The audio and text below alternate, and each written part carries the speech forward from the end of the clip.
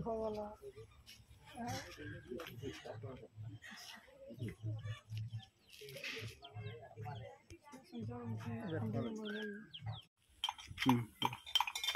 అస్సలాము అలైకుం. ఈరోజు మన సంచార ముస్లిం వాళ్ళ పరిస్థితులు కల్లారా మనం చూద్దాం. ఒకసారి రాండి, వాళ్ళ స్థితిగతులు కూడా తెలుసుకుందాం.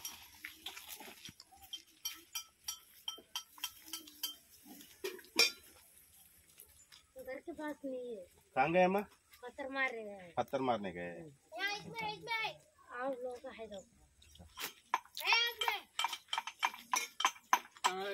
वालेकुम अस्सलाम। खैरियत से? क्या कर रहे? खाना खा देता। हाँ, वो नहीं, वो घर वाले किधर गए? नहीं, गांव को गए आज। गाँव गए। बैठे के लिए। चलो उधर भी है ना, देखिए। चलो हमें गए ना सामने देखो।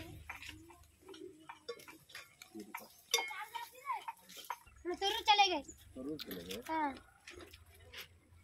मकान वाले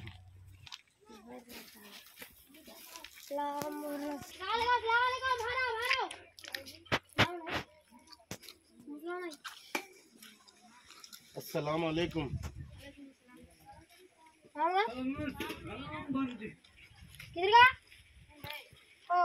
आज ये हालत है हमारे సంచార ముస్లిం के లోవాకి.